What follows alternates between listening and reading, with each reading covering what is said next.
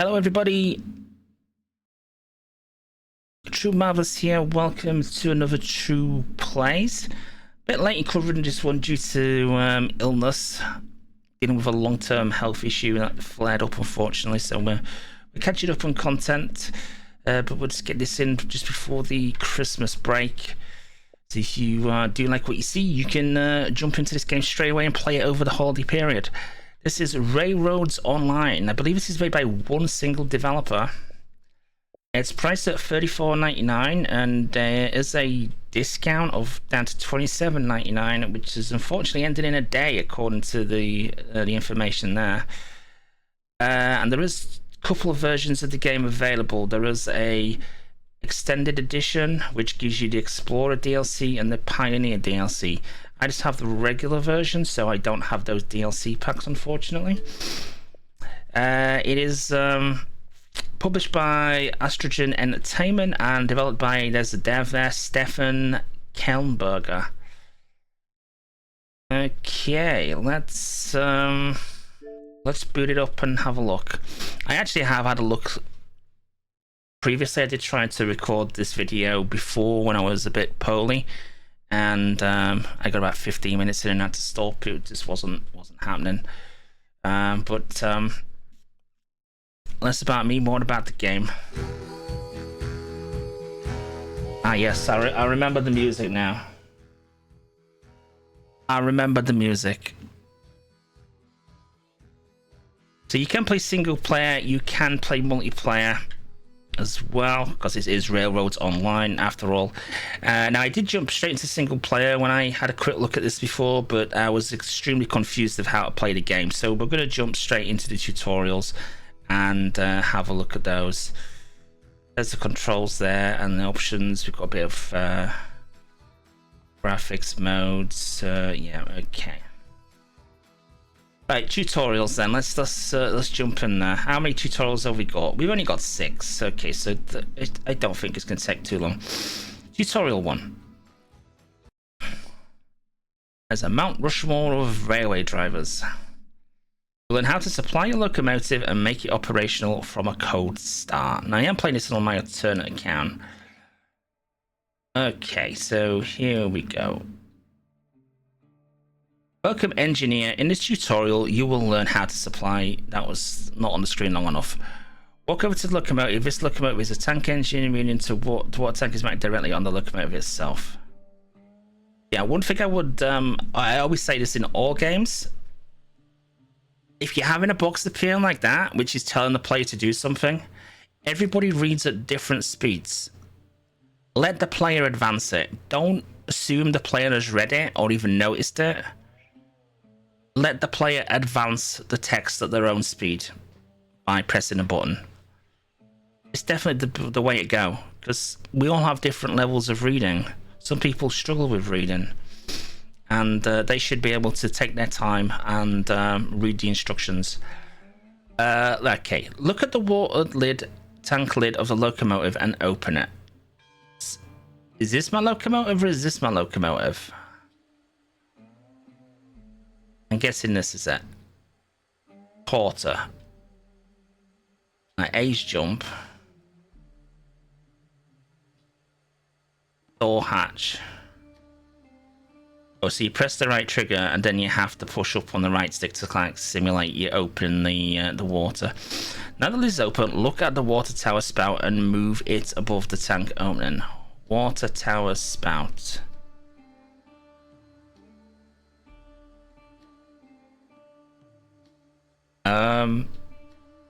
Why is it? Have I got to climb the ladder maybe? Whoa, jeez. Holy smokes. Whoa. We climb ladders at an incredible pace. Okay, I'm not sure how to interact with us.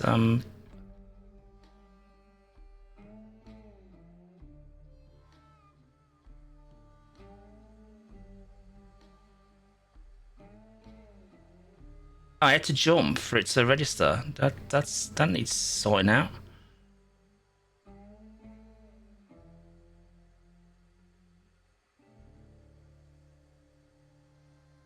Is that? It's missing. Nah, it's missing.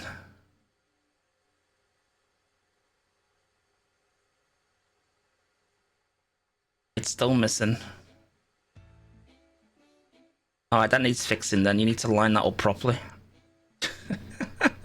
You need to shorten your spout. Because it just misses. It's... Oh no, it's not missing, sorry. I tell a lie. I take that back. It's meant to be going into that. Actually, it is still missing, but I thought it was going into that. As you can see, the water is now flowing from the spout of the tank of the engine. Once the water is gushing out of the opening, the tank is full. Are you gushing out the opening? I don't know if you're gushing out the opening or not. Some kind of bar would be nice. Well done, the tank is now full. Okay, so I guess we can shift that out of the way. Move the water spout back up. Gotcha. Great job. I guess I've got to close the tank now because I'm one step ahead of you again. Look at that. Move the water tower spout back. I've done that. Locomotives can also carry water with tenders. Walk over to the tender.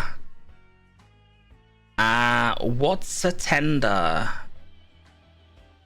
Okay, so a carriage.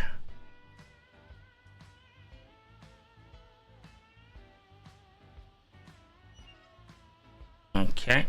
Oh, we're doing this again, are we? I've noticed the water's got limits. Did that one have a limit as well? Yeah, it did.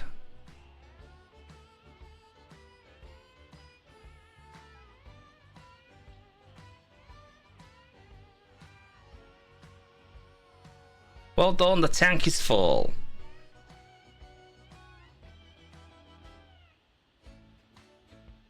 Yeah, done that.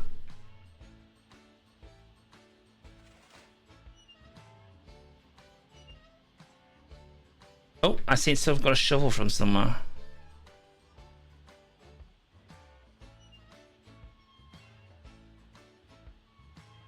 Walk over to the firewood depot.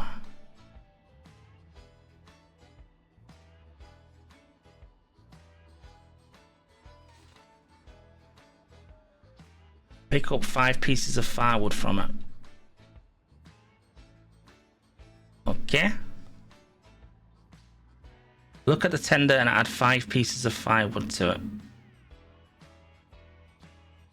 Add pin, add link. Okay.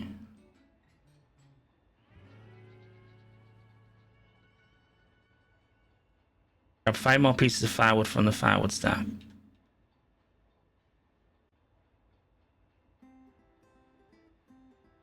Look at the tender, add 5 more pieces. Why do I have to do that twice?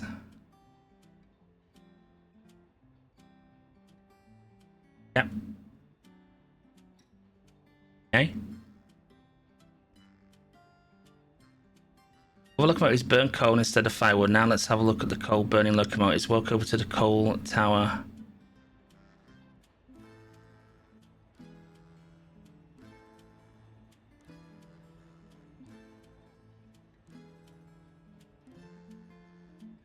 Lower the coal in chute. This is going to work the same as the water, isn't it? Just that it's going to dispense coal.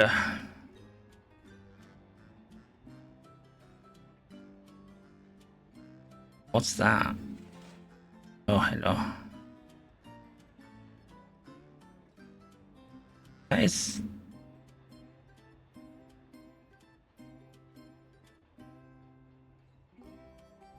That not full? Oh, looks pretty full.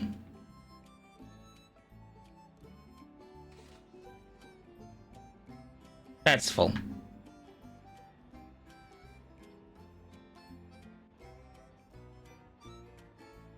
The chute is back up. You've learned how to supply locomotives with firewood and coal. Walk over to the locomotive to start it.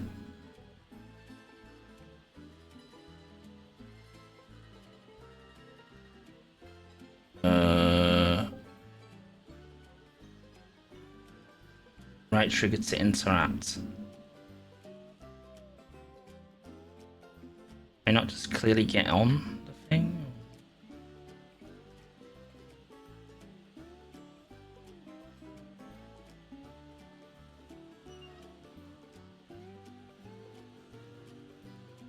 Sand of the locomotive is stored in the sand dome. Open the sand dome lid on the locomotive.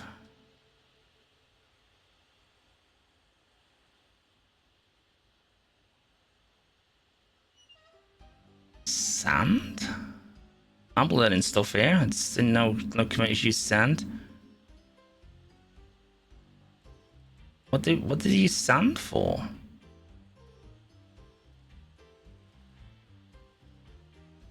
Interesting.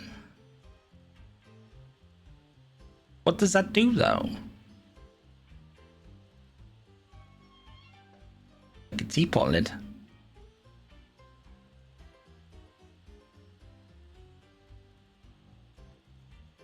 Sand will help you gain more traction when you are going uphill with a heavy train. Get into the cab and look. Oh, so it's literally just to weigh the train down.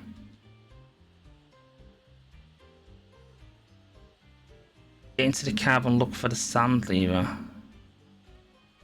Sander.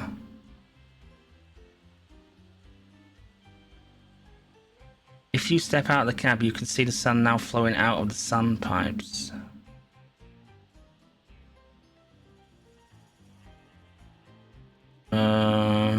I can't actually see that, but I will take your word for it.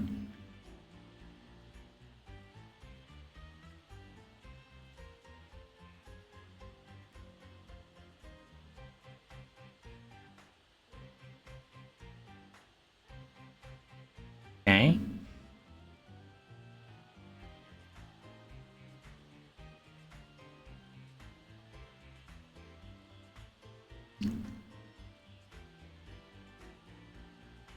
Okay, next. I will take a look at how to fire up your locomotive from a cold start. Betsy, your first start locomotive is ready and waiting for you. Betsy! Walk to Betsy. I've done that. I'm good at these tutorials. Every steam locomotive needs fuel and water to operate. It's got fuel and water. We established that earlier on. Let's check the water level by looking at the water glass.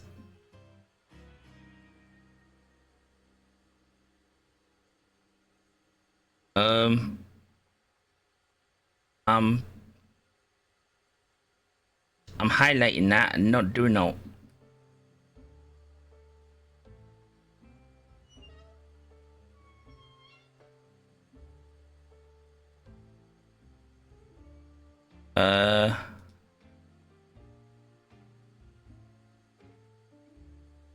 Water fuel. First check the water level by looking at the water glass. I'm checking game, but I don't get it. Oh, I did some. Oh. It's not highlighting the water thing. Oh, I can go third person. Hey, that's us. Look at that. The grumpy old man. Oh, you move very slow in third person. Yeah. Oh no, we're off. We're off. Oh, we can zoom further out as well, and then we can go back to first person. Okay. Okay. Apparently that counted though. So.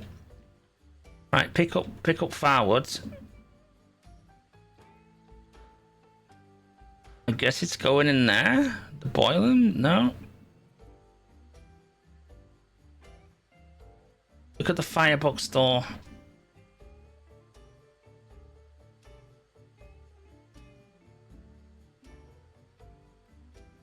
It's not. That's not opening and shutting now. That's weird. Oh, now it is.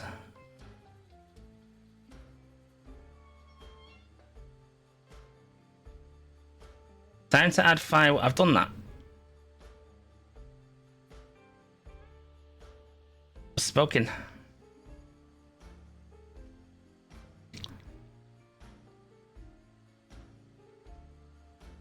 You see what I said about text boxes earlier on? This is we've now gone to the opposite extreme. I want to advance it, and it's taking its time.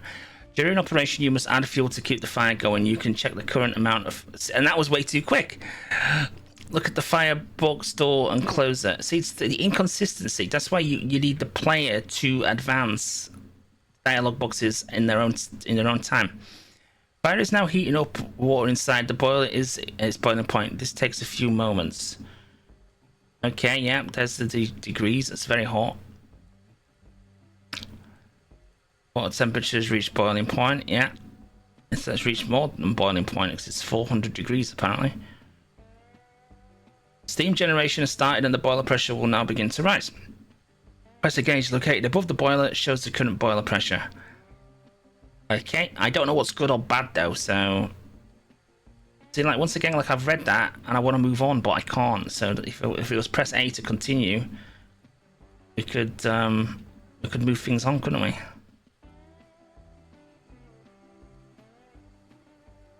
Oh yeah, you wanted me to press something on this? I don't understand. Thanks, Xbox. I picked up more fuel. We have reached a boiler pressure of 120 psi and the safety valve of the boiler has opened. Betsy is now ready to operate. We were literally just waiting for it to reach 125 psi.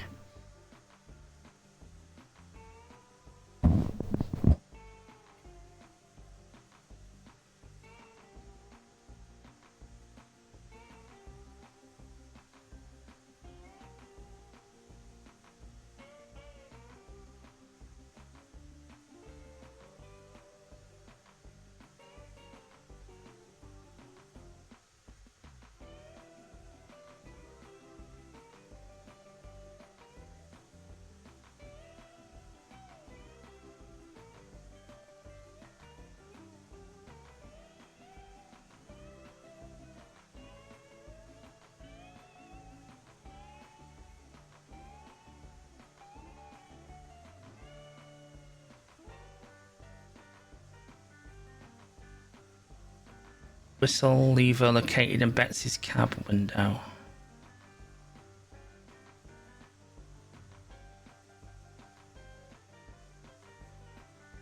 Whistle lever?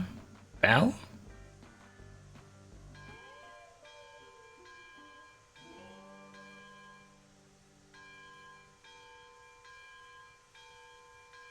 That's a sander.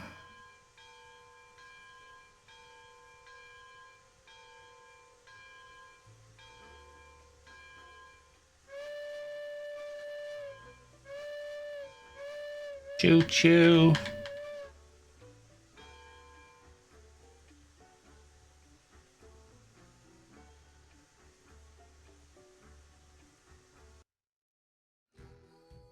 Alright, that was tutorial number 1. I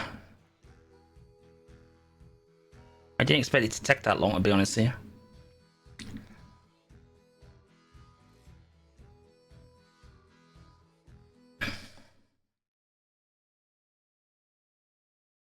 Tutorial 2.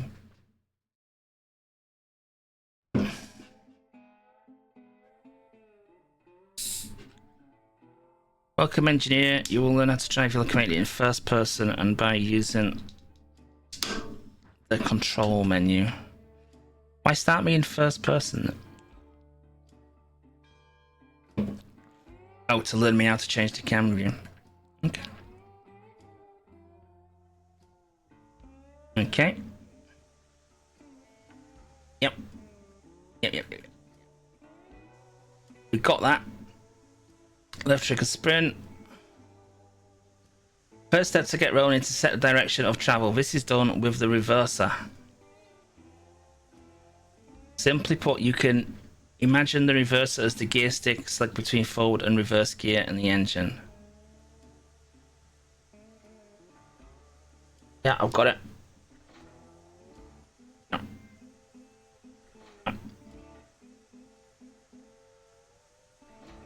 What's the 17% business? I don't quite get that.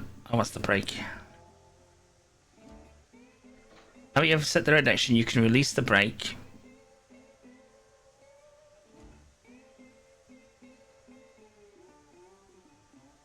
Is that released? Yeah, that's released apparently. So down is released. Now you can open the regulator and you can imagine the regulator as the gas pedal.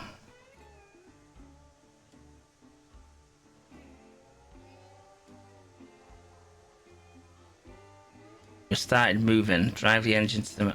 Oh my god!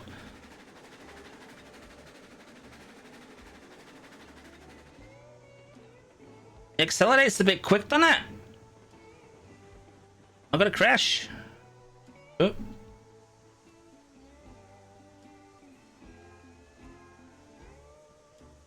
Where's the marked location? Was it? Oh, it was the other way.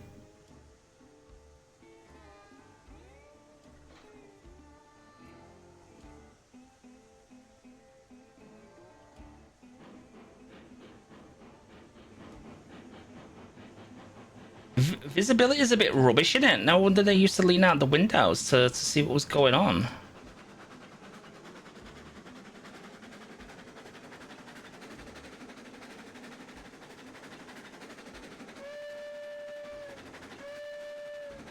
Having a train, everybody.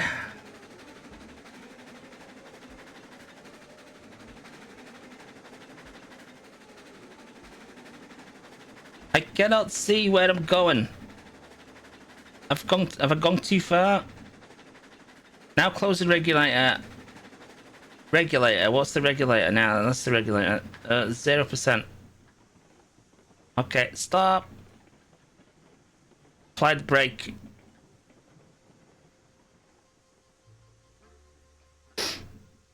I feel that accelerates. Wait, I mean, I don't have any knowledge of trains' acceleration speeds, but that seems to accelerate very quickly.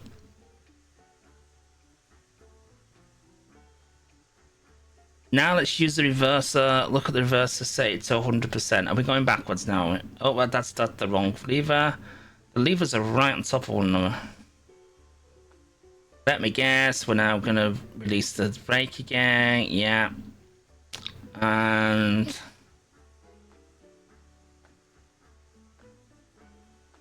started moving, drive the engine to the marked location.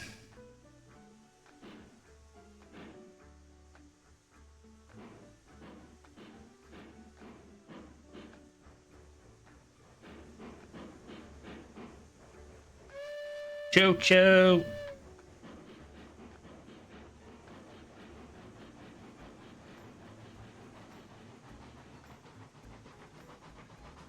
At a nice leisurely pace this time.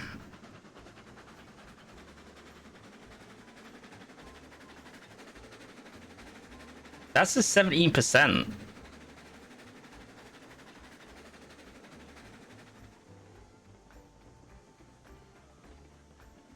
That's nuts.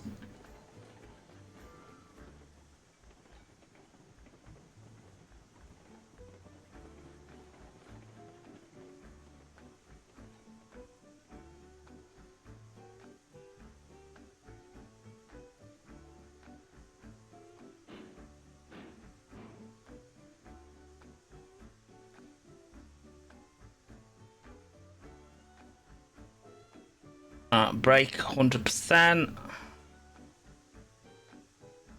See, look, I'm one step ahead of your game. I've sussed it. Oh, you can press X to enter vehicle. No, that don't really do it. Really, just shifts you forward a little bit. There you go. That tutorial was a lot quicker. Oh, now let's take a look at the control menu. All right.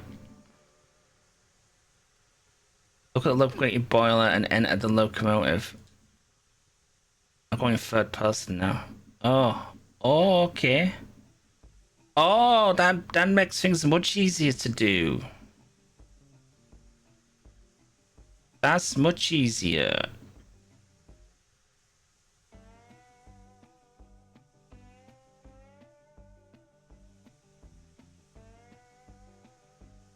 Yeah, that's much easier to drive the train.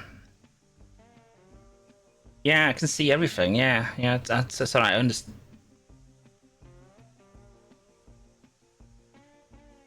I know what the A is. When it's on the left, that's self-explanatory. Brake, regulator. Set the reverser 100% to go forward. Yeah. And then it would lift the brake off.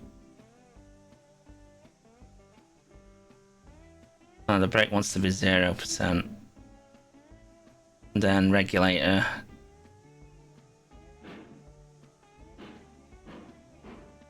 Yeah, that's a lot easier. I'm not sure what the A, B, and Y is. Oh, we've got an achievement.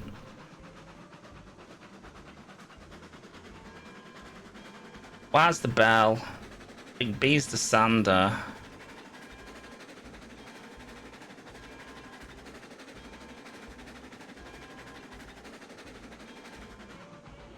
Slap the brake on. Close the regulator.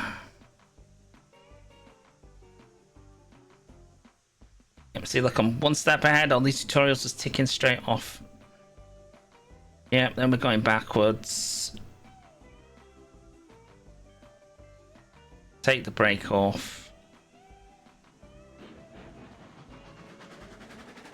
How fast it accelerates, though. I don't think that's wholly realistic, is it?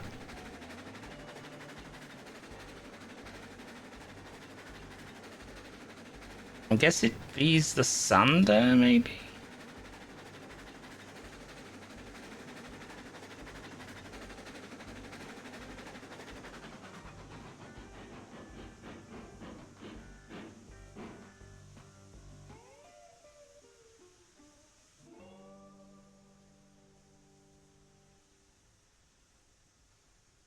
Be the sander, maybe?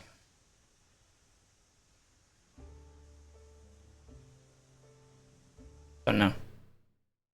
I wish it would have covered that. Alright, number 3. Did show you learn how to re-rail and couple rolling stock.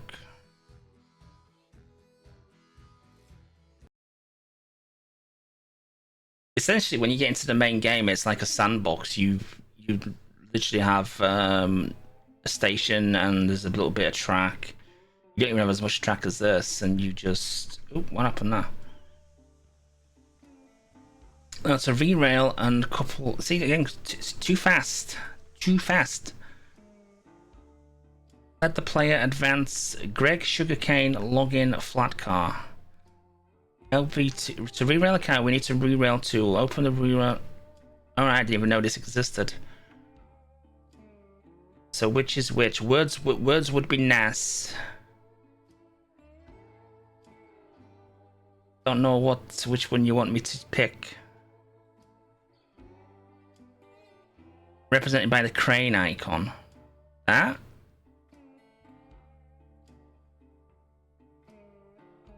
Select vehicle.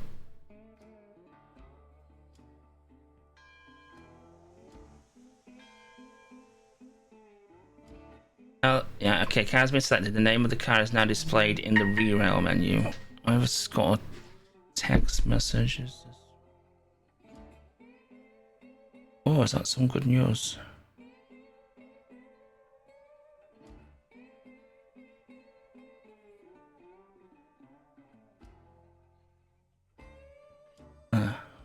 No. Okay. Look at the spot on the railway where you want to re-rail your car. I don't know. Where do I want to re-rail my car? I would imagine it would be behind, wouldn't it? Yeah, there you go. Okay, that makes sense. Next. Now rotate the car by 100 degrees. By 180 degrees.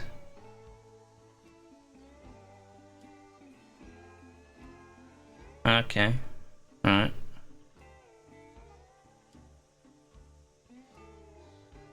Okay. Okay. Close the rear rail too. Yeah. How do we couple that on, do we?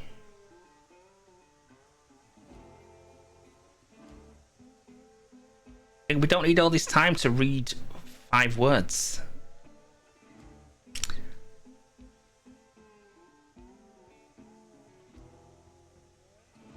Walk over to the locomotive to start. Yeah. Arty, look at the coupler, insert, add link, remove link.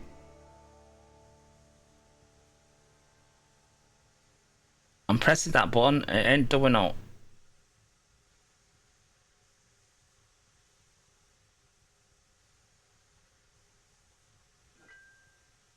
Go do that.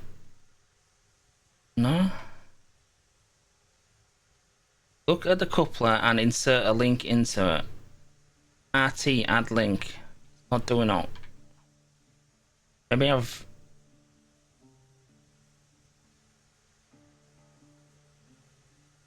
Oh, at the front. Oh, is this supposed to be over here? Well, I've put this in the wrong place then. Add pin. Okay, yeah, so we put that in, then we've secured it with a pin. Got ya.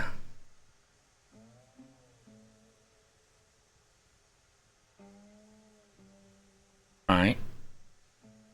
Once again, we don't need all this time to read that bit of text. It's kind of like gives you loads of time to read nothing and no time to read loads of stuff. Slow drive locomotive towards the flat car. It's in the wrong place though. You see, the tutorial, you shouldn't allow me to place that there.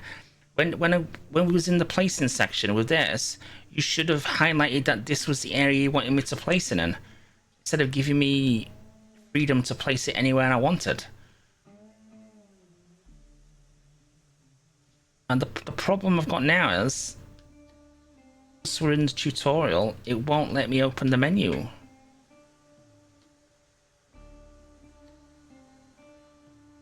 It's not going to touch the freight card coupler ever, is it? Because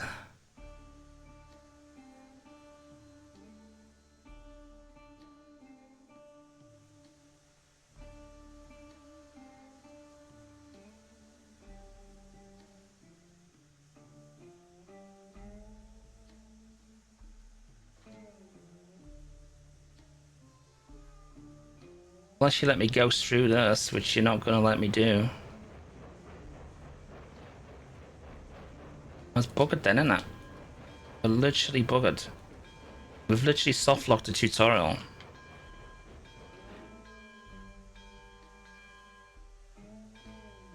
Literally soft locked the tutorial.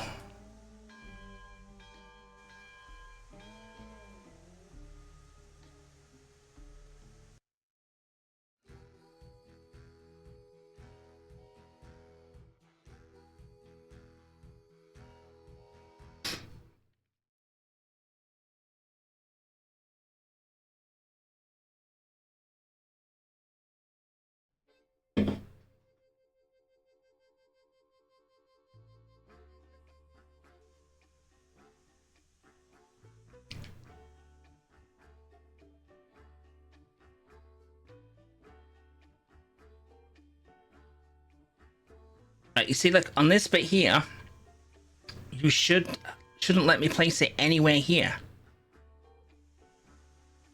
You should highlight this section of track and say you want me to place it there. That's what you should do.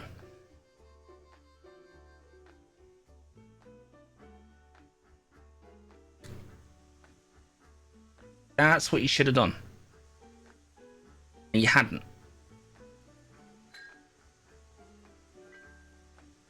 Good job I can remember what you wanted me to do. I'm way ahead of the tutorial.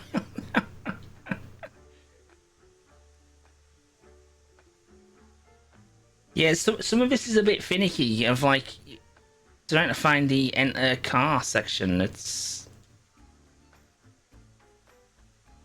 I know I can drive it from this, but I want to drive it from the third person view because it's just so much easier to do.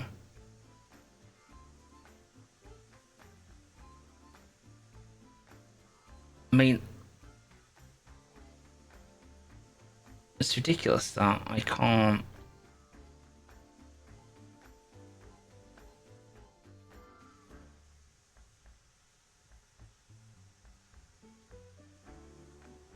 Where do I have to highlight it to get it to say enter vehicle?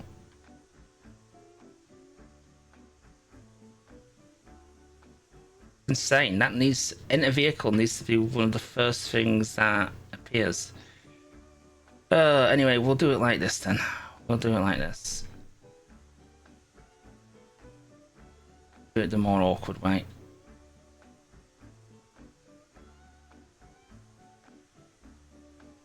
That break off, I can't remember now.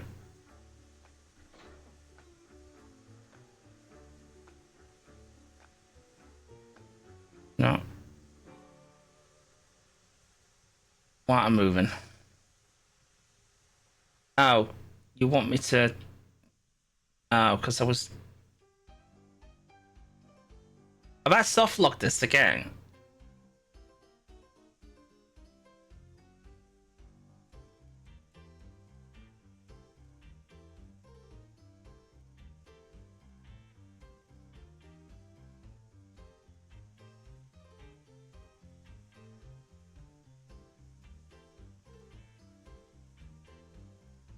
Because I went too fast with the tutorial. I don't like it.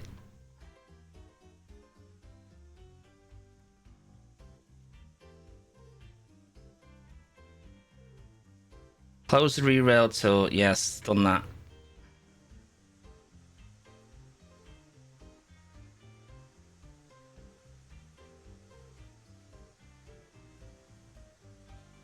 Come on.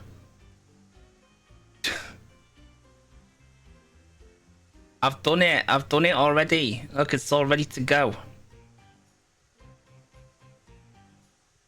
Fuck up, look at it and start. Alright, nice. Okay. Yeah, done that. Yeah. Add pin. Well done. Yeah.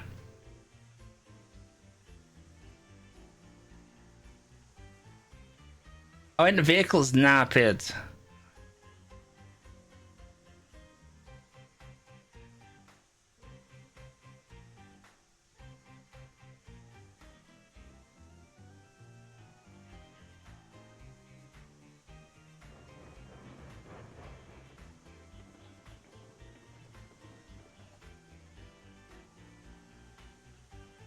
Couplers are now close together.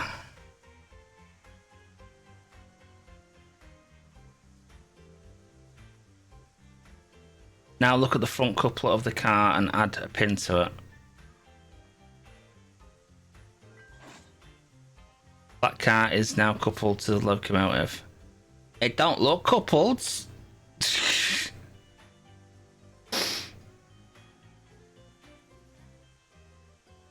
I ain't coupled.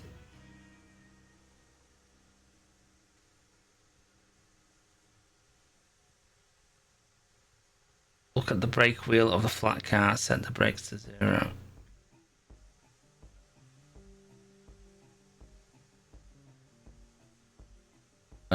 Brake wheel of the flat car.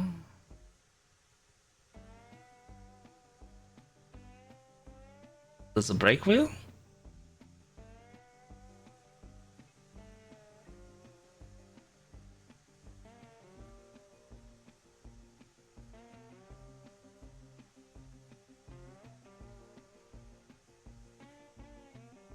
Used to be.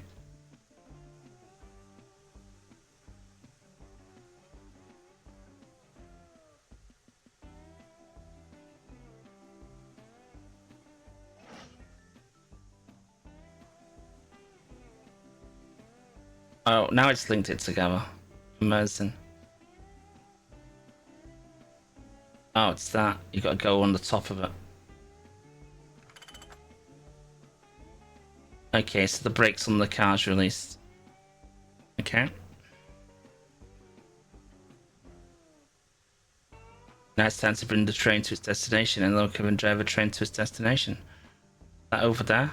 Indeed it is. Okay, so enter vehicle. Right, we want the reverser set to backwards. We want to lift the brake and we want to hit the regulator.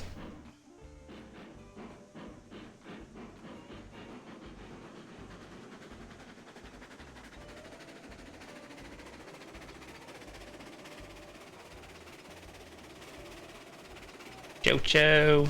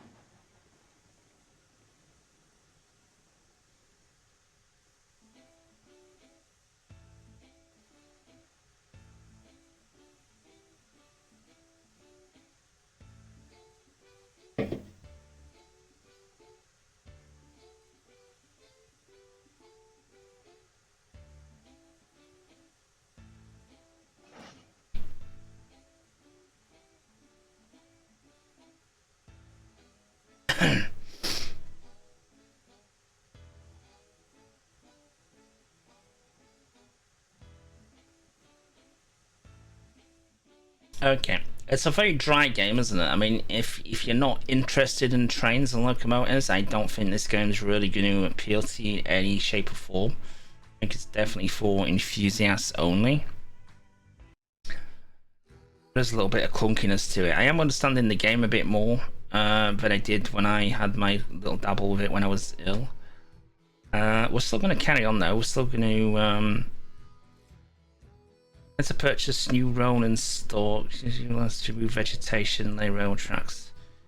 Because I just jumped into the sandbox and I was just overwhelmed. I didn't even know how to lay tracks or anything. It was very weird. Then I purchase new rolling stock for your railroad and how to load and deliver freight.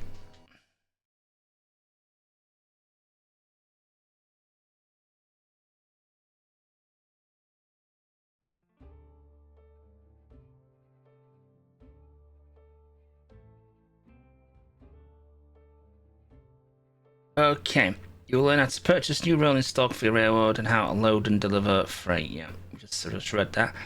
All new rolling stock will always arrive near you once you have purchased it.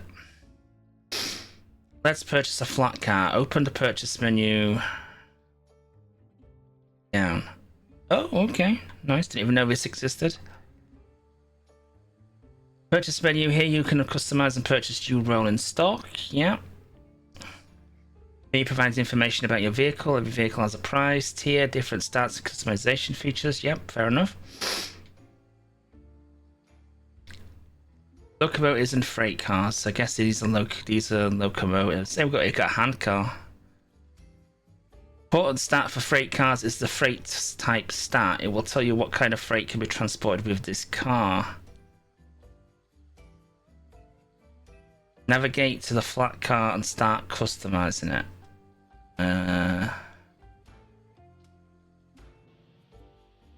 Okay, did I miss it somewhere?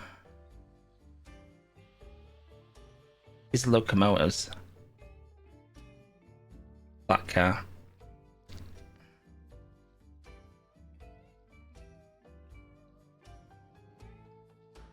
Which flat car you want me to find? Any flat car? Let's go with this one then.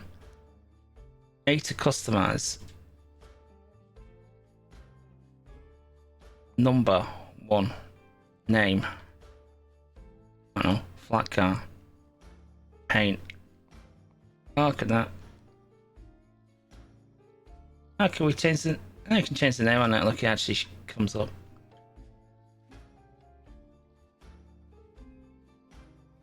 Okay. I've customized it. Press X to purchase, do I?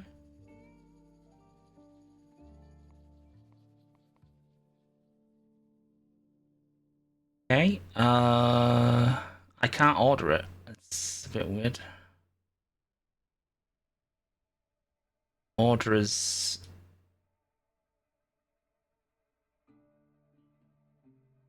Navigate to the flat car. Oh. That's, you know, issues here, right, is all these are called flat cars. Why not, for sake of ease and the tutorial, why not put that one right at the start? Just saying, number... I know we can number the car. Our number's not how many we want to buy. Number is the number of the... So we can keep an inventory, like you say. Oh, move the logs onto flatbed 998. Alright, cool. We've got a big ass flatbed. Oh.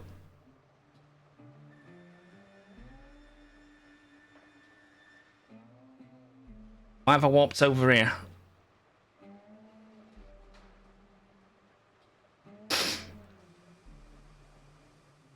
Now let's take a look at deliver freight and load. Okay, so I guess we're going to be delivering these logs. Walk to the unloading platform. Oh, is it going to roll? Make it above the platform will show you which kind of freight you can unload here and how much of it's currently stored. The freight you deliver has to match the required type of freight platform.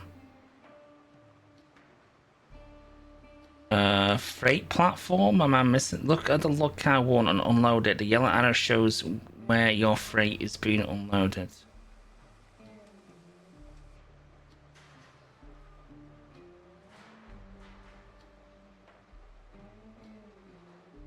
I thought we reload. I thought we were rolling it down there. What? Okay. Does this show something or something? Huh. Doing cartoon now?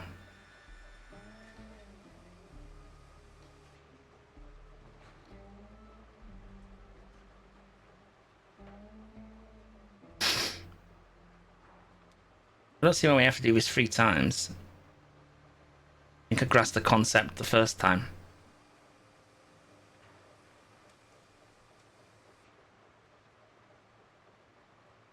This one's not working. Look, I'm pressing the right trigger.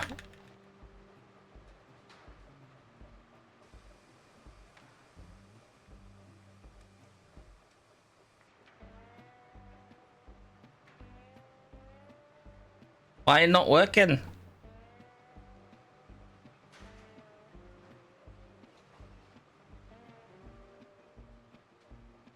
Oh.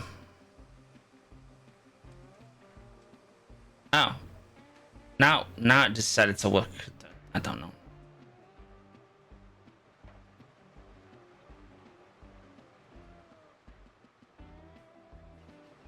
Don't understand that, but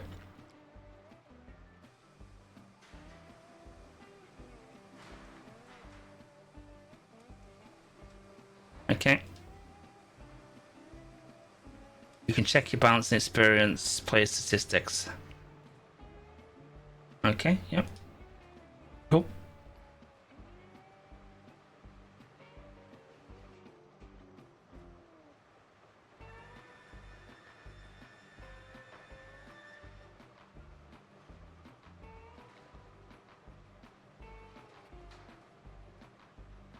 Let's load some freight, walk to the freight crane.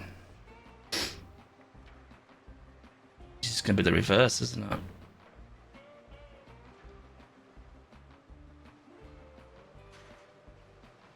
Crane loads lumber onto the freight car.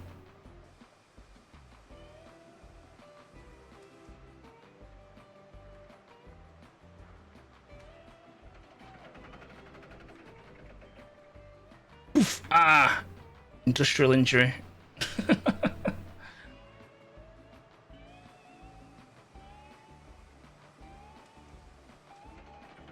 Oh, we're going for seconds. Alright.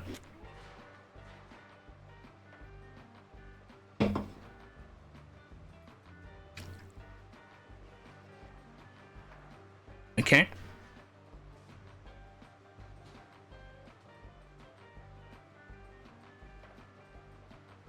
Walk to the next freight crane. Oh, there's one over there. Oh, what's this? What's this green stuff? This one loads beams.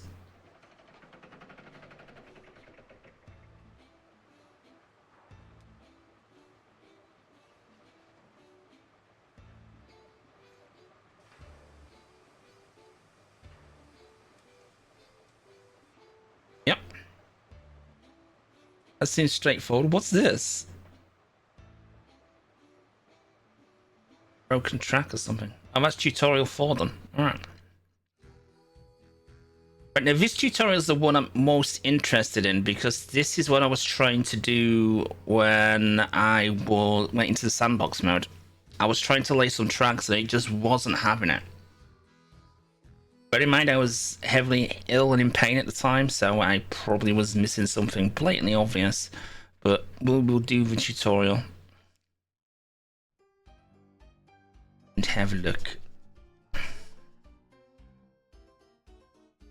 Welcome, engineer, and so you will learn how to remove vegetation and lay railroad tracks. Well, I learned how to chop trees down. You select the axe and just give them a wallop and they fall very strangely. On this, I think, and then you go LB tool selection. Oh, it's that, isn't it? Sorry, my bad. And then you go bop, and they do weird stuff like this and look very odd. It all looks a bit weird, but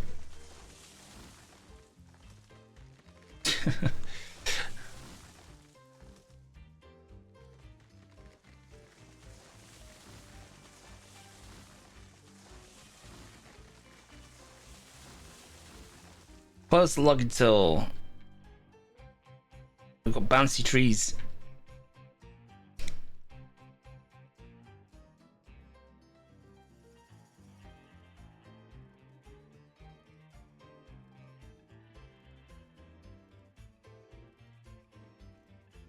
Let's proceed with how to lay straight railroad tracks. Yes, I couldn't do this when I tried about a week ago. Walk over to the end of the current track. Yeah, here we go. For some reason, they just would not align. Okay. Why for the construction menu? Yeah, this is what's confusing me. Select rail track. All track types build the same way, but differ in their maximum height and their appearance. So I think I have to go.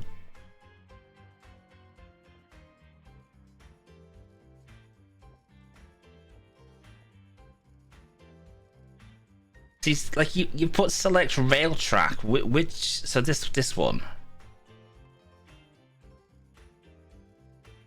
And press Y to choose variant, and then we have to pick the ground one, don't we? Track without a ballast.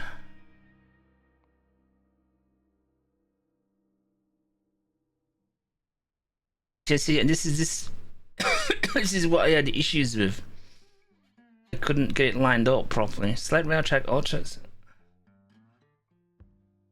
So have I done something wrong because the tutorial's not kind of advanced? Select rail track. Done. Oh, there you go. This one's too high though. We want to branch off from the existing endpoint. Look at the end of the rail segment one. So you see a link symbol. But this is too high. This is way too high.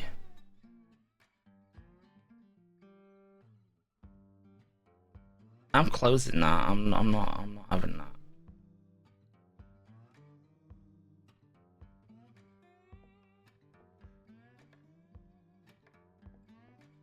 Choose variant.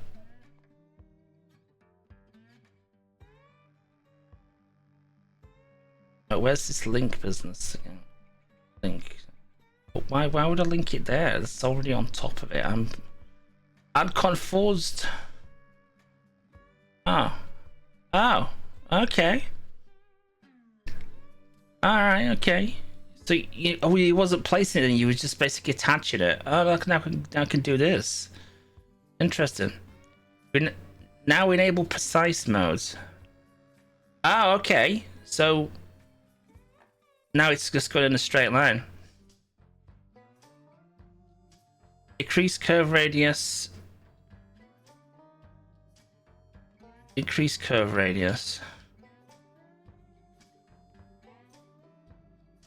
Oh.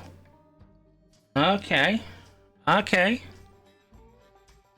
Yeah, I'm with that. Yeah, I get that.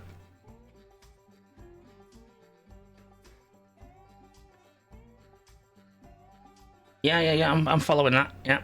Okay. Right stick edit construction grid. What's that mean? Extend the railroad to 15.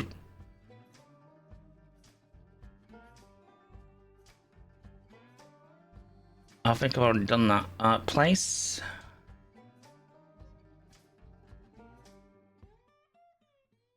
Oh, I've done it wrong. I've done it wrong. I don't like it.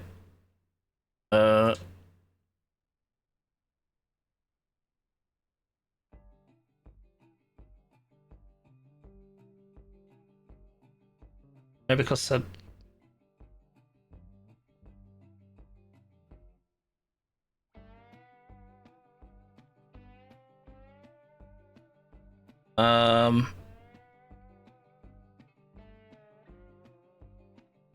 I don't know what you wanted me to do, game. Place the rail. Yeah, I'm doing that. I'm doing that. Believe me, I'm doing that.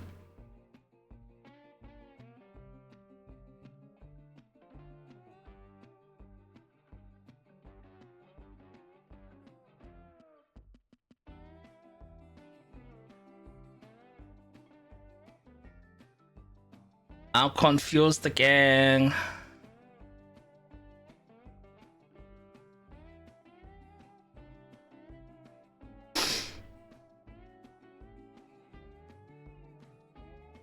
Right, I get this bit. Did it say 50 meters or did it say 15? I don't know what it said now.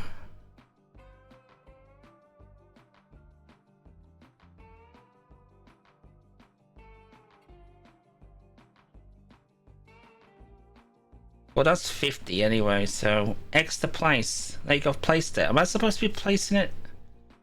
Am I supposed to be going to a certain place or something? I'm so confused. Okay, we may start this tutorial again. I think it's bugged. I think it has bugged out.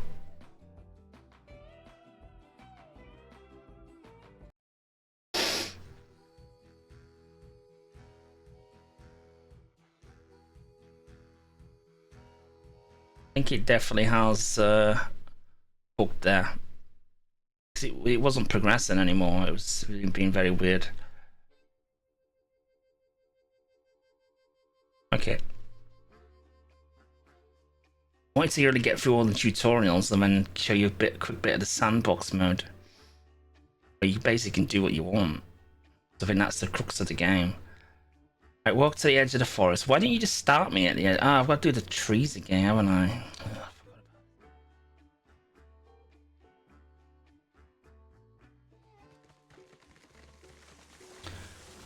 Choppy, choppy, choppy, choppy, choppy, choppy, choppy, choppy, choppy.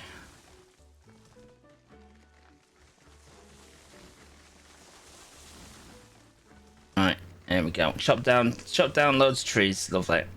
Alright, clears logging tool. Yep, lovely. Alright. Let's see if it works this time. I mean, hands up, I may have done something wrong, but I didn't see what I did wrong there. I think the game did soft lock again.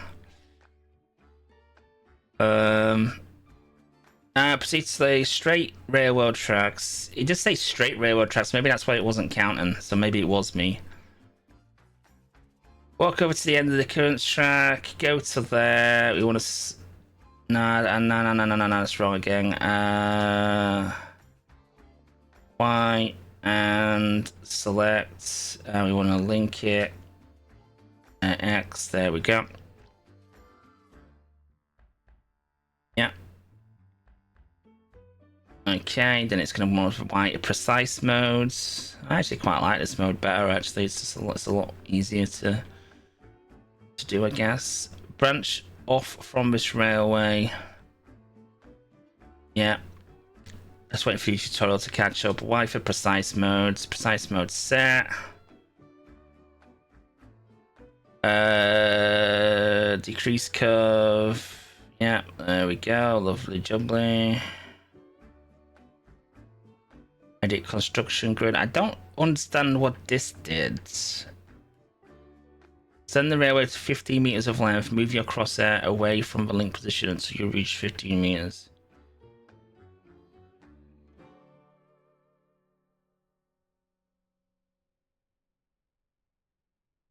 See, it didn't do that before, did it?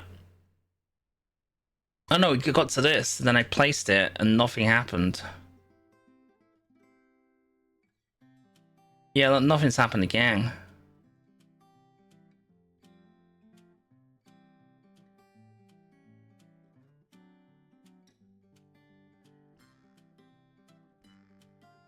Yeah, it's busted.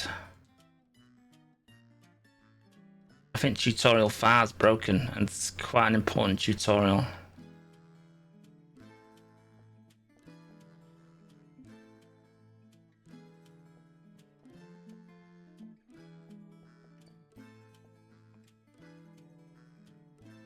Right, link. Yeah, I'll do another 15 meters.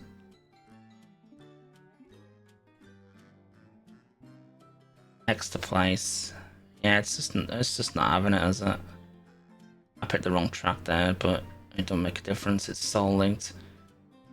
Yeah, I think tutorial 5 is unfortunately a bit broken.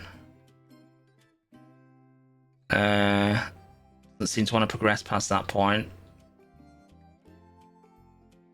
Alright, so we'll move on to number 6. I've got an idea on how to place the tracks now, then. I don't know if there's any more of the tutorial after that. 6, you learn how to operate cranes, chutes, facilities, and other interactable objects. Didn't we do that in number 1?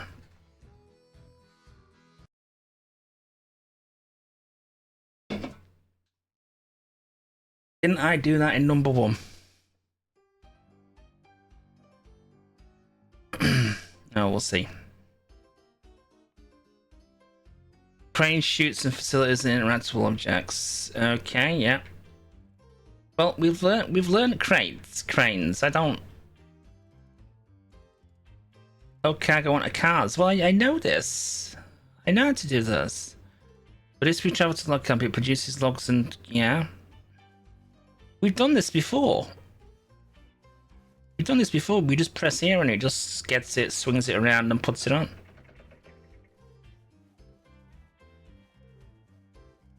Stop once it's reached maximum. Okay, that's one bit of information you didn't tell us before, but we're just repeating what we've done previously. Load the car with 8 cordwood.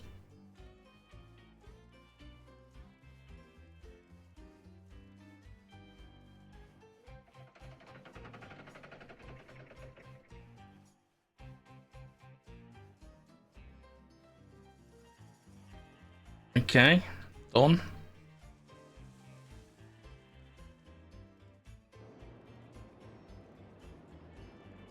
Okay, we're now here. Yeah, I learned I did that 2 tutorials ago. Not exactly how to operate freight chutes. As we travel to the iron ore mine, it produces iron ore and needs beams and lumber to operate. Okay. Walk to the beam unloading platform. Gotcha.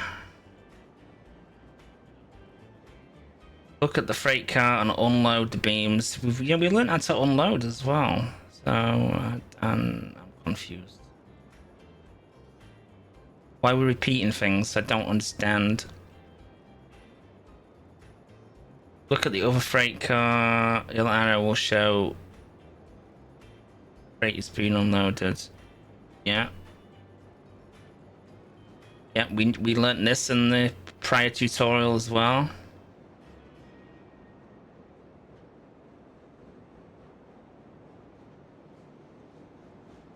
Okay. You're gonna do this now, aren't you? You're gonna say that fills it with coal. And we learnt that in number 1. Yeah. Yeah, it's basically the same as filling our car up, which we did in tutorial number 1.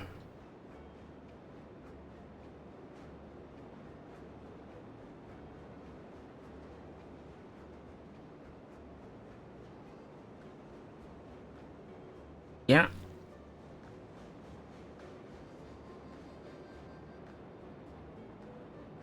Yeah. Open both, maybe.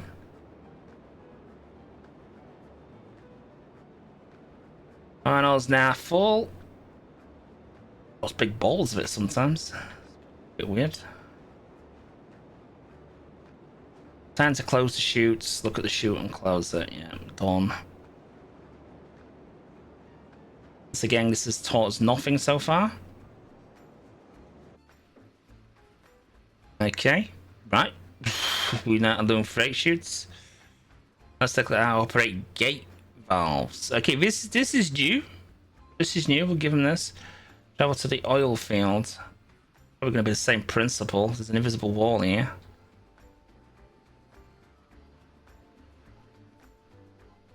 Okay, where you want to make out? Yeah, you're producing crude oil. Nice. Fill the tank at the oil dock. Oh, I'm here. This is the oil dock, apparently. Oh, it's just the same thing, isn't it?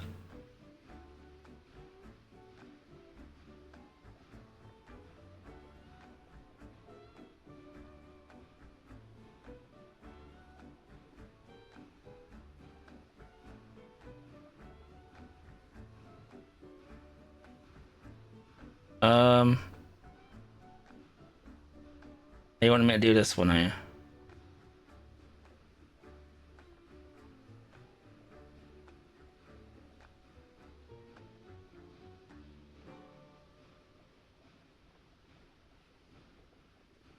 Alright.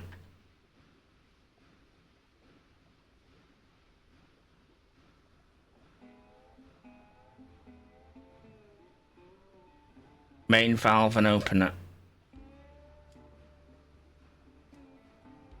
I haven't opened the thing now.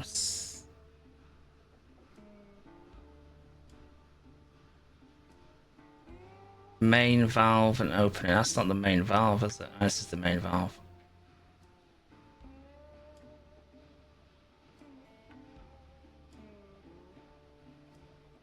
Yeah, that's not. Open a secondary valve. Yeah, there we go. Totally missing, but oh, now we open it. Tank is being filled with crude oil. Fill the. No, we don't open it. He just goes in.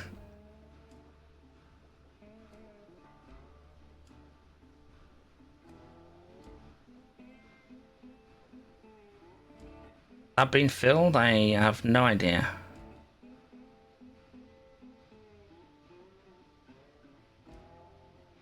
Very slowly. So while this is filling up, let me give you my thoughts on this.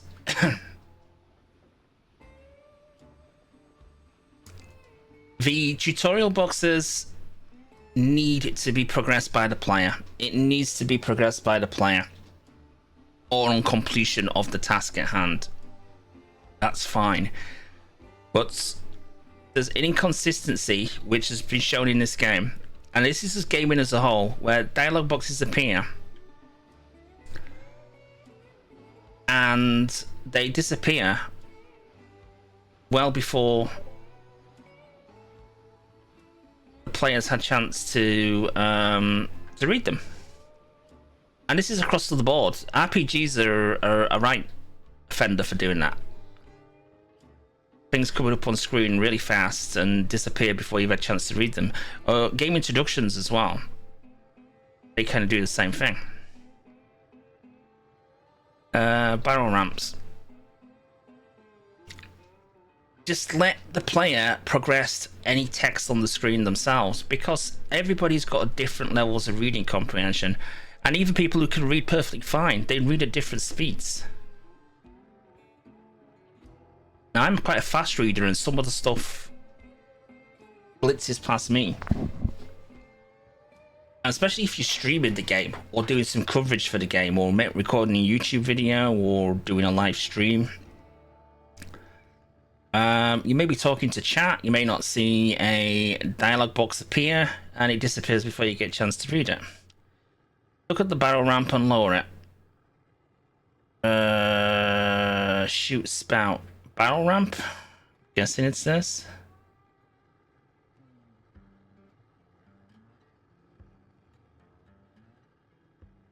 Barrel ramp has been low. What'd that do? So yeah, that's point number one. Point number two, some of the tutorials seem a little bit broken, especially number 5. That's just load the freight car with at least 10 oil barrels.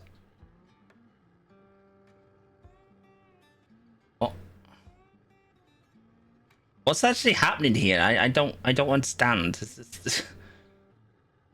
They're supposed to be rolling down that onto that, but then it looks like they're dropping from the sky. Alright. Look at the barrel ramp and raise it. Yeah, I think this is not displaying correctly, or I'm completely misunderstanding what's actually occurring here. But yeah, some of the tutorials are broken. I had to restart one of them, and number 5 is totally broken. So that needs addressing. Other than that, I mean, I know I've not been into the sandbox on this video yet. You've literally got a... Oh, is that the end? That is the end. Okay, let me go into the sandbox. We're not going to get very far in this, by the way, so just letting you know. Just call it anything, just for the sake of speediness. Okay, so you got 3 maps. Different map sizes, 2 at 16 kilometers squared, 1 at 36 kilometers squared. I'll just pick that. You get physics settings, you can have easy, beginner, realistic. Definitions of these would be very important. Are very important. You need to define what these mean. What is that going to affect? What is beginner, different between beginner and easy, and medium and hard and realistic. You've got all this open space at the bottom of the screen. Put some text there. Tell us what that means. Industry difficulty, again, same thing. We could assume it's game difficulty, but how does it affect game difficulty? Let us know. Fuel consumption, that's an obvious one. But you could even put some dialogue describing that. Automatic couplers. Again, if you haven't gone through your tutorial, you don't know what that is. So again, a dialogue box would be helpful there. But having gone through the tutorial, we can assume what that is. So X to start. And this is what I experienced before, and I was just completely confused of what to do. I just chopped a few trees down and just couldn't figure out how to do anything. But you literally dropped into this. We're just going to pick that because that's fancy as heck. You literally get dropped into this. You've got a freight depot. You've got a little bit of track which goes to nowhere. You've got 2 flatbeds there. And then we've got his locomotive. There's his engineer. Can we view a map? There's the map. Okay. So essentially, this is the game. So from what we've learned during those tutorials, we now, from this starting point and $2,000 reduce, we have to build a railroad empire. Now, you can do it online. You can play single player. So I would imagine the first port of call would be to... I mean, I'm not going to really go into this because we've been doing the video for an hour and a quarter now. But I would imagine lay railroad tracks. This doesn't seem to be movable. This is a bit annoying, so I can't point it out. We seem to be the orange building there, so it seems like we have a lumberjack yard just to the east of us, just a little bit to the south as well. So probably the most logical thing would be to build a track to that. We've got trees all around us, and start logging trees and building like a link to that to generate some cash. But essentially, that's what it is. You're building a railroad empire around the map, linking everything together, and making money and progressing like that. It's open-ended. There's no win condition. There's no lose condition, as far as I'm aware. You just play the game at your own speed. There's no hunger. There's no thirst. There's no anything. The only resource really is money. I don't know what happens if you run out of money, but that's pretty much what we've got here. Back to what we were saying, it does have a day-night cycle as well. I do remember the night being very, very dark, and you do get a lantern, which is that, and it's pretty rubbish. It don't really help in the dark. I found darkness. It was very hard to actually see anything that was going on. So that's to there. Essentially, that's what we do. We just start building a railroad empire and take it from there. But yeah, from what I've experienced, the tutorials just need fixing a little bit, I think, and dialogue boxes when we're setting the parameters of the gameplay, that would be very, most helpful. What else I was going to say? I was going to have a quick look at the achievement list. So we got an achievement for driving 10 meters. So there's achievements for driving, there's an achievements for earning money, cutting down trees, delivering logs to the sawmill. So placing track, cutting down trees again, spending money on stuff, cut down trees again, build telegraph offices, placing track, build switches, purchase a shay, whatever that is, customize every part of your locomotive, purchase certain locomotives, play multiple session with 10 minutes for one player, play multiple session with 3 other players. I think they're the only 2 online achievements, I believe. Build a bridge of a certain size, again, another bridge of a certain size. Build so many bridges, decorate with props, deliver cattle, deliver gold, re-rail a locomotive 100 times. I guess that's if you crash.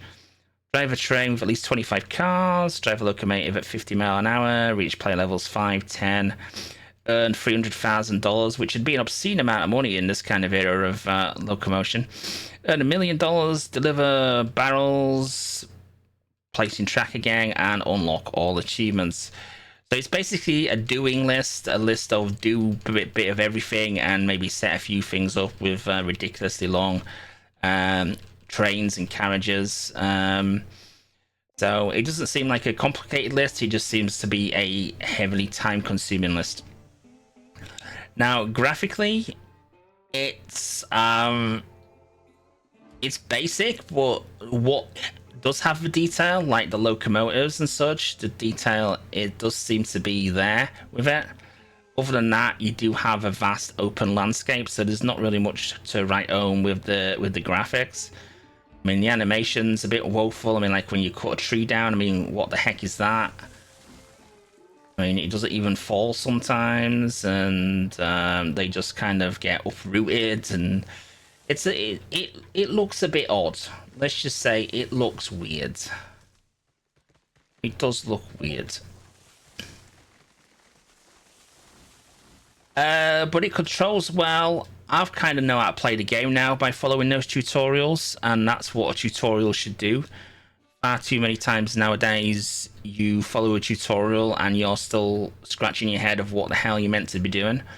I now comfortably know how to lay a track, where before, when I played it for 15 minutes when I was a bit ill about a week ago, I just jumped straight into this mode and I had no clue how to lay a track. Now I could quite easily lay a track. Let's just test that theory out. So if I press Y and go there, if I pick that up, then we need to link it, don't we? With the X button, not the A button. So this is imprecise mode, Y to go into precise mode, and there you go. Look, I can lay a track. I wonder how much tracks actually cost to lay. Let's place that. Let's come out of that. That didn't cost any money. Okay, interesting. Laying tracks is free. Okay, so there you go. I know how to lay a track, which I didn't know how to do before. Oh, there you go. Look. We've already started off with some supplies. We start off with some seed pallets, so I guess we have to supply them to a farm. So I guess we start... Oh, here's the night. Yeah, the night's a big issue. Look, it's literally jet black. And the lantern does nothing. I mean... It's not very good, is it? Maybe it looks better in third... I mean, look how he swings the lantern around. He's gonna start a fire by doing that, mate. Seriously.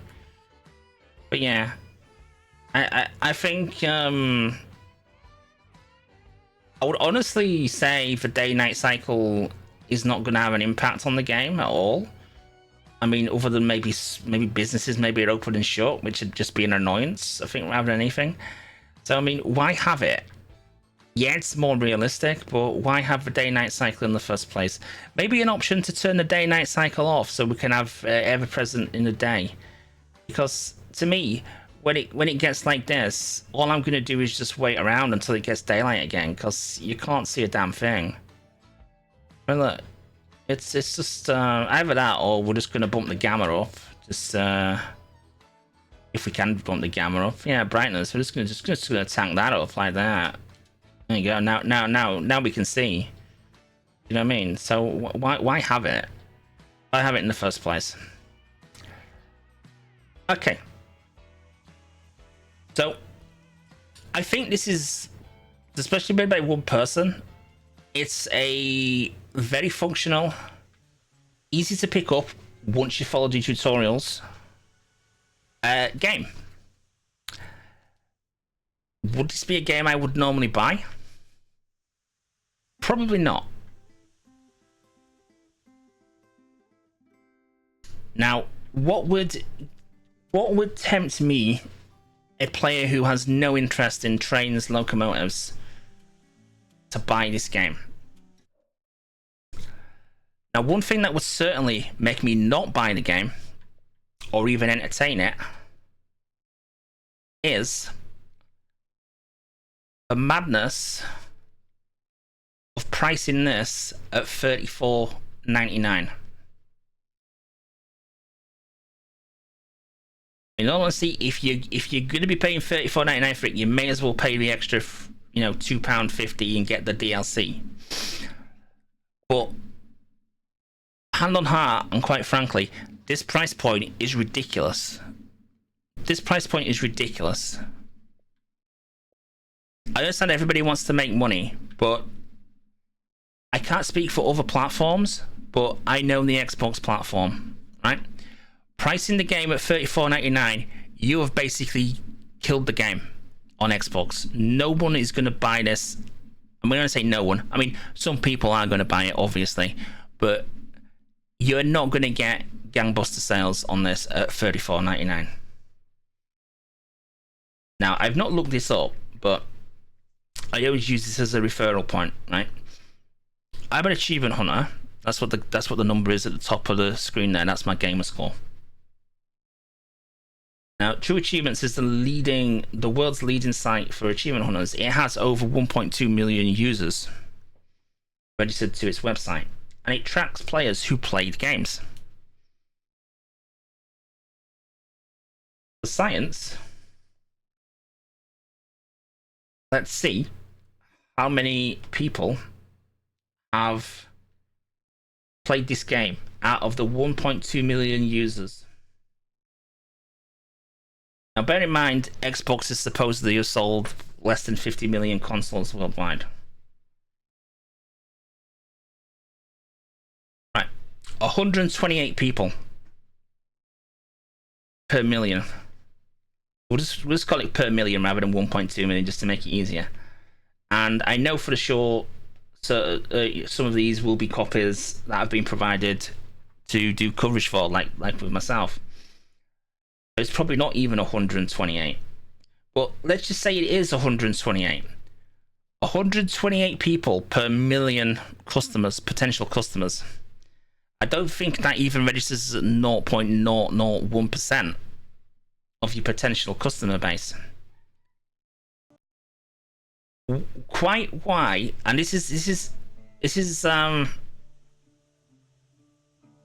problem across the industry at the moment. And I'm assuming it's a publisher issue.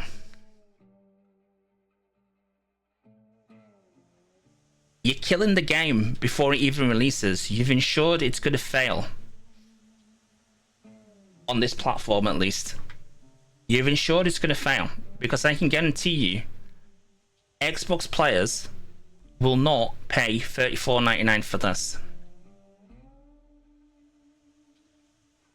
Certainly ones who have no serious interest in locomotives. Like for me,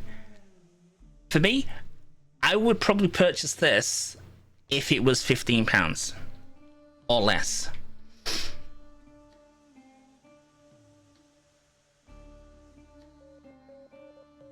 That is me being honest. And even then I would have reservations, because obviously it's not a genre that I'm interested in as such.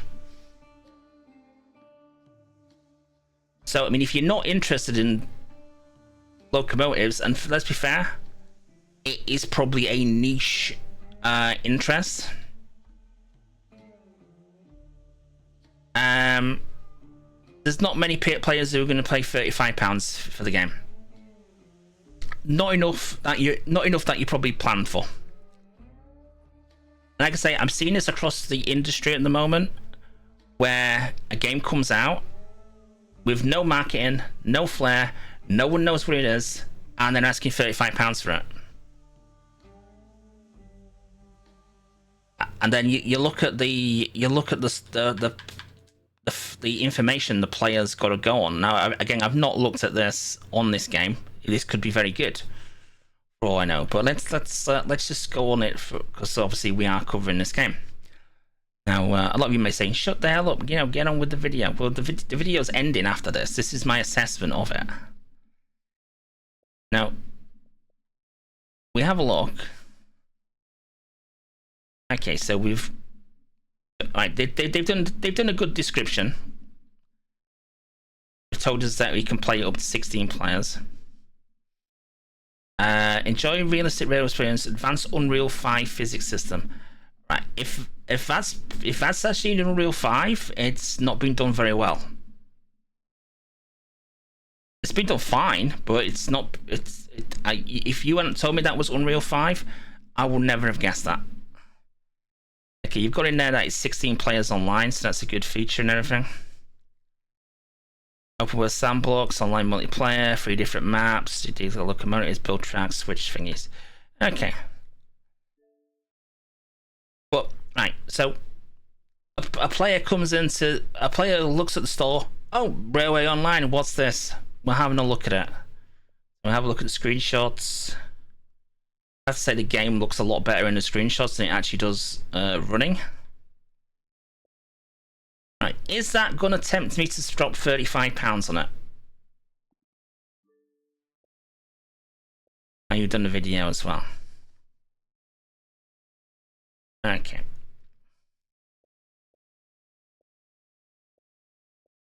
Okay, let's have a look what people are putting as well. These are your customers. Tutorial is a bit bare bones and the loading times drag on the Series X. Well, I don't think the tutorials were bare bones. I think the tutorials did cover and explain things quite well. I think maybe loading times. I think maybe he was on about the same thing I was, that the dialogue boxes, the rate that they progress was a bit inconsistent and slow at times. Map doesn't help much as cannot zoom in, rotate, or add pins and waypoints. I agree, that's a problem. That needs to be done. Confused Johnny, that is definitely something you need to add. Game also crashes the dashboard every 20 minutes or so. Well, I've been playing for an hour now and not had that problem, so can't really comment on that. Multiplayer does not work. You can all get in a server but cannot lay track even if permissions say you should be able to. And it's something devs acknowledged on Steam page in November as an issue, with extra team working on fixing it. So yet another buggy broken day one game the devs knew was broke but released on console anyway. Right, if that's the case, then that is shocking. That shouldn't happen. If you know that it's broken, especially when your game's called Railway Online. Now, I'm obviously taking Confused Johnny at his word here. And why would he make it up? He's paid £35 for this game after all. If your online feature doesn't work, as it says here, why have you released the game? Hold it back. Brief single player has worked. It's shown a mix of Railway Empires and Train Sim does have promise, but the bugs crashing and desyncs and other issues spoil it. And fair enough, Astrogen have responded. Hey, we have planned to release further updates, including one that brings the game on par with the PC version. This should fix a bunch of your issues, so stay tuned on our socials for further details. I mean, again, they've responded, which is great, but you shouldn't buy a game and then it be fixed later. Why is gaming the only industry where this seems to be thought as okay?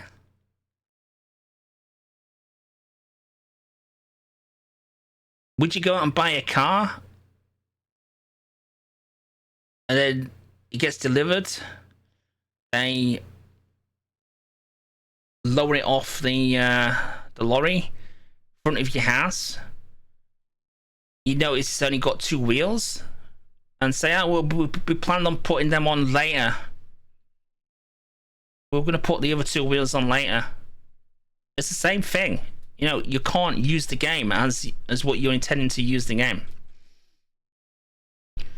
But why in gaming do we... You obviously in that situation, you'd be livid, wouldn't you? You wouldn't accept it. Why as gamers do we tend to accept it? The reason why we do is because the platform holders are absolutely useless in terms of refund and support. They just don't help at all. Evil Genius likes it. Decent enough, definitely has potential. Fuel consumption is bugged, apparently. By having it turned off. Okay, getting more bugs. Great, saying tons of physical, loving the game, but so the game is no doubt fun, very interactive. All right, won't let me invite people on. Right, we're gonna jump back in the game and we're gonna test out the multiplayer. Control the view, selection of items is tortuously hard. Yeah, I agree with that, especially in first person. CGD Games, full gameplay video from Series X on YouTube. Just search CGD Game. That's an advert. No option to change XY camera position on movement view. Unplayable without XY camera option in movement view. How can you make a game without this option? I think he means inversion. Camera viewing track lane is a joke. No options. Terrible. Nighttime is so dark you can't see. Yeah, again, I said that, didn't I? Hey Jimmy, we noted that down. So that's 6th of December now, and we're now 2 weeks later, and Jimmy John's got a broken game still 2 weeks later. Right, let's jump on online and let's see if online is indeed not functioning.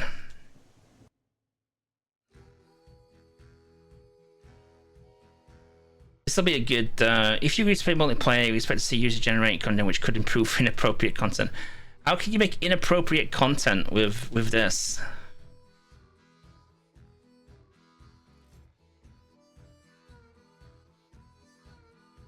It's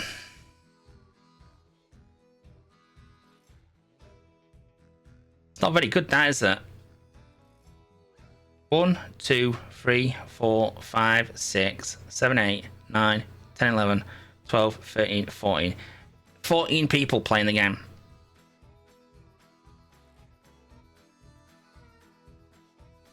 People playing the game.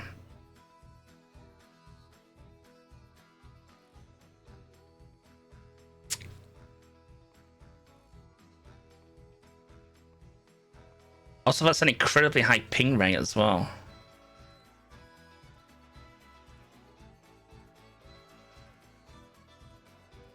I'm just gonna host the server just for a minute, just to.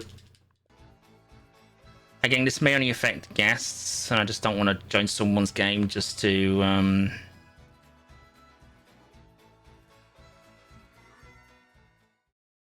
don't want to disturb somebody doing what they want to do, so I think it'd be a bit unfair to do that. But I just wanted to see if I can lay tracks in this mode. May just be a guest only. The host may be immune from the issue. Let's just see though. Let's see. So if we go Y, then we go. Okay.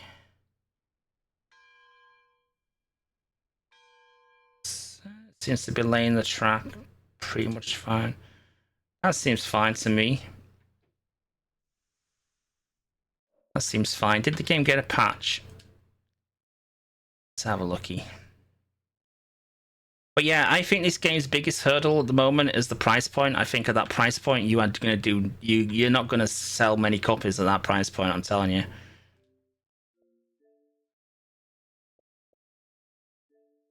You're not gonna sell many copies of the game. What am I looking for? I want file info. It did get an update on the 13th, which is the day after it came out, but those reviews were post that date, so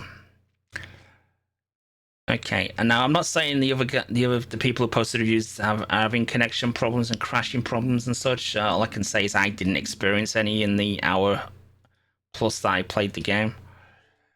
But I think what here is reasonable, but it's not reasonable for £35. I think it's extremely overpriced. And when I say extremely overpriced, it's more than double what it should be. Price point for this, in my opinion, would be £15.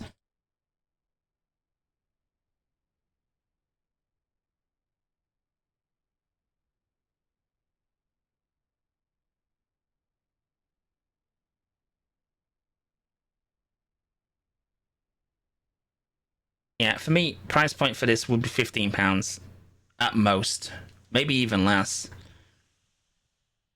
If this is being made by one person, one dev, £35 is a little bit, is who's making all this? Who's making all the money from the £35? I hope it's going to the dev and not the publisher, because it's the publisher who set this price point, and the publisher has probably killed the game. My suggestion to Stefan, was it?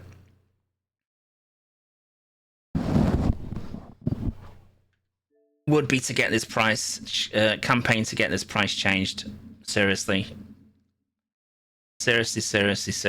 get this price point changed. This price point is ludicrous. Even $27.99 it's ludicrous. It's absolutely crazy bonkers. And again, I keep harping on about the issue. I've seen this happen with loads of games. The games are good. Problem is, nobody knows what the game is. Nobody knows what the game is.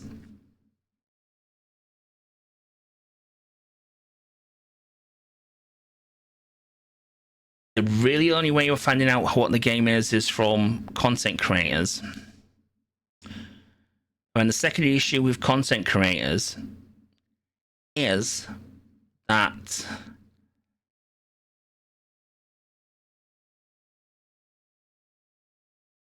the publishers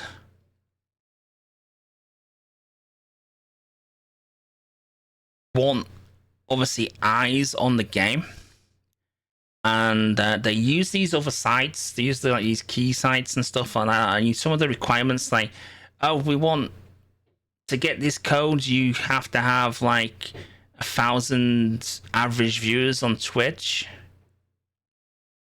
I could guarantee you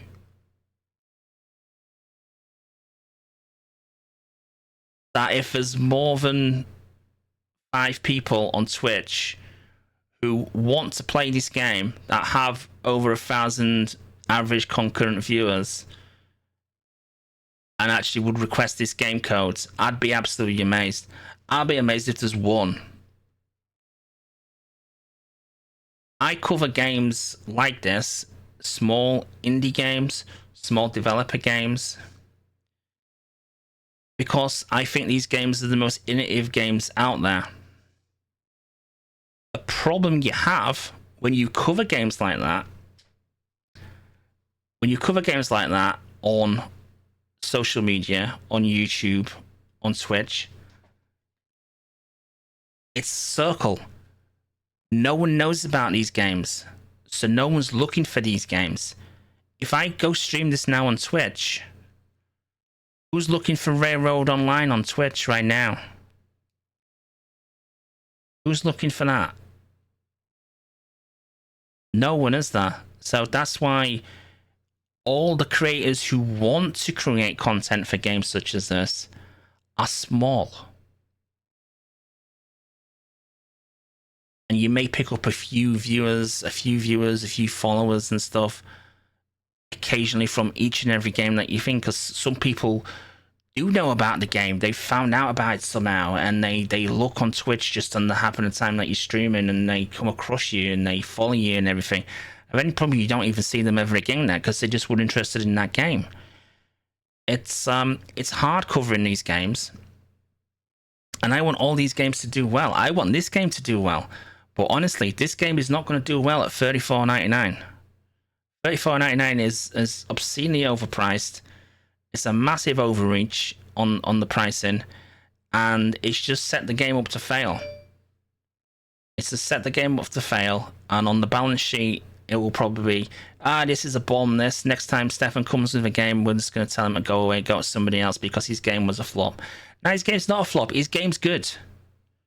His game's good, but no one's going to know it's good because no one's going to pay $34.99 for it. It is a shame. Anyway, I'm thinking of going around in circles now. Going off on a bit of a rant. So I like the game. The game's got issues, which I've gone through already. Other players are having issues. The price point is extremely overpriced and needs lowering drastically for this game to have any chance of success. I do sincerely hope that the problems that the other users on the reviews on the Xbox store that they've expressed and were responded to by the publisher are addressed and fixed in a timely manner. I mean, it's been almost 2 weeks at the moment. I know it's Christmas time, but again, the game shouldn't have released in this state in the first place if those players are generally having those issues. You should have held the game back to the new year or beyond, when you had a stable copy of the game. But I've not experienced that so far. But there's no guarantee that I can boot the game up in the next and play for another hour and have loads of problems. I very much doubt the people who left those reviews are making it up, because why would they? There's no incentive for them to make it up at all. So I hope the best for this game, but I do fear for it that it's not going to sell at this price point. Because it doesn't sell, the publishers will withdraw support for it. The fixes will never get the problems will never get fixed, and that compounds the issue, and it'll just fade into obscurity. I hope that's not the case. I hope this game does well, because it could be a very fun game. And I'll leave it there. That was Railroad Online, available now, if you so wish, for $34.99 or $37.99 for the DLC included edition. If you do manage to get I'm going to get this video uploaded straight away, so if you do see this straight away and are interested in it, then you can get a discount at the moment. It is down at $27.99, which again is still overpriced, but it's better than $34.99. So if you do see this video, the first viewers to see this video, and you're interested in it, you could get it cheaper, hopefully, if the sale is still there. Anyway, thank you very much for watching. See you in the next video.